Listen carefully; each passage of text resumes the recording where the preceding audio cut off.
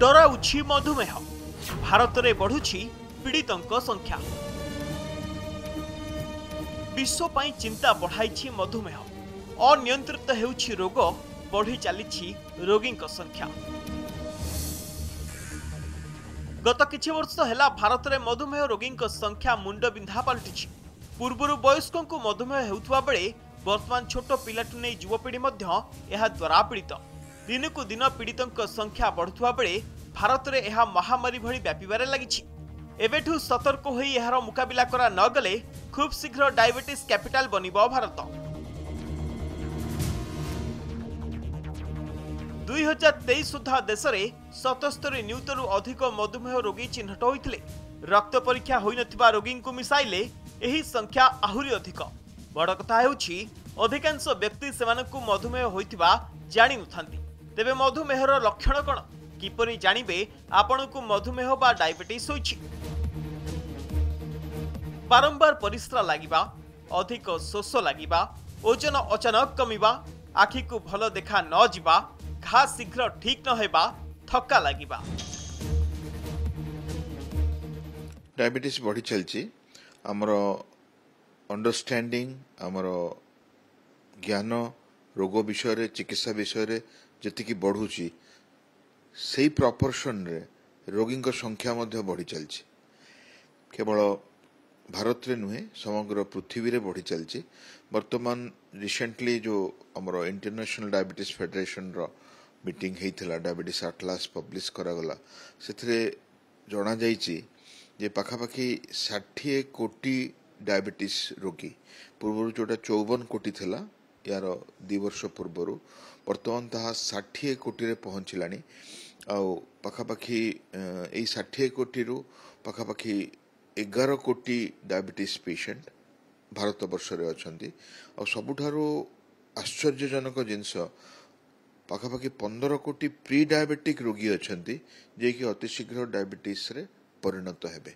भारत वर्ष रे तार कारण हला हमर भूल जीवनाचार्य बा भूल जीवन धारण शैली प्रणाली आमे बेठिक खाद्य खाऊचे कार्बोहाइड्रेट बहुत खाऊचे छणा खाऊचे भात रुटी मिठा क्षीर बेसी खाऊचे सेति ओजन बढ़ी चलचे आउ कार्बोहाइड्रेट कैलोरी आउ कंटेंट बढ़ी चलचे द्वितीय भूल है व्यायाम न करिबा समस्ते तांकर चाकरी पाई पैसा पाई सम्मान पाई समाज पाई दौड़ रे अछंती व्यायाम करिबा चलिबा बा किछि मात्रा रे शारीरिक अभ्यास करिबा प्रायतः बंद हो गलानी बेसिकली छोट पिलांकर पिला मानकु जणा जाय जे से माने खेलंती से दौड़ती से किसी गेम्स नियंती से फुटबॉल खेलती बा से बैडमिंटन खेलती किसी न खेले भी से दौड़ू था कि वर्तमान जो पिला मानकु देखा जाउछि आपण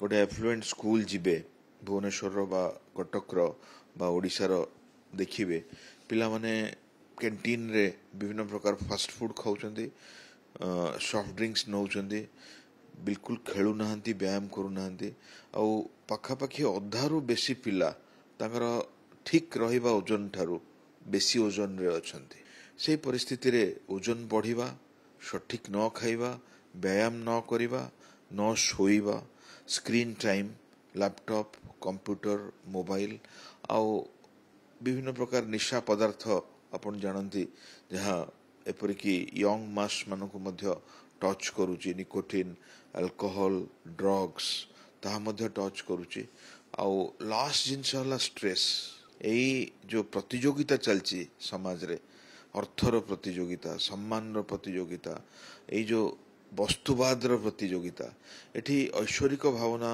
कम निजको समर्पण करी काम करिवार संभावना कम आउ सेतिरे समस्त चिंताशील अछंती आउ से चिंता हला कारण आम डायबिटीज बढ़िबारे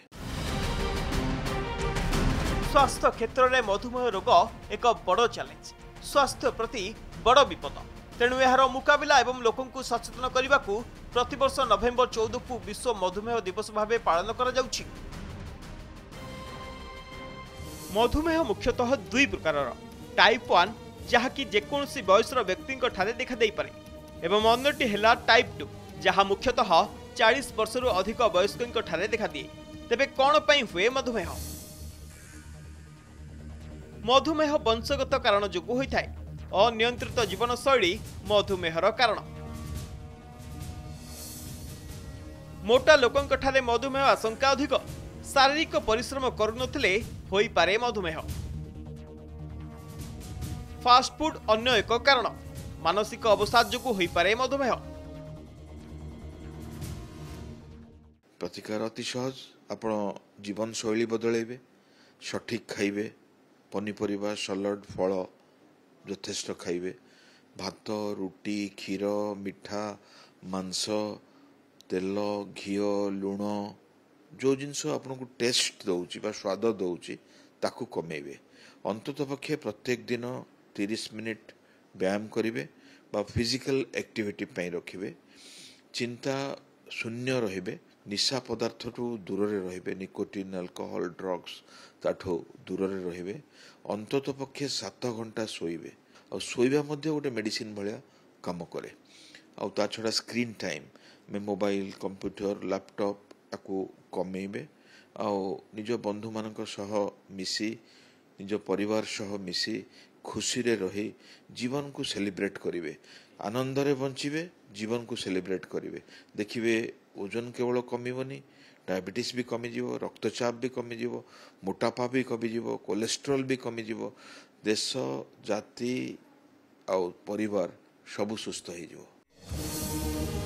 मधुमेह एक गुरुतर रोग होइतिबारु डाक्टर परामर्श नेबा निहाती आवश्यक। रक्त परीक्षा कराइबा सह शर्करार स्तर को नियंत्रित करने लगी संतुलित आहार, व्यायाम एवं सुस्थ जीवनशैली भी जरूरी होता है। ब्यूरो रिपोर्ट, कनक न्यूज।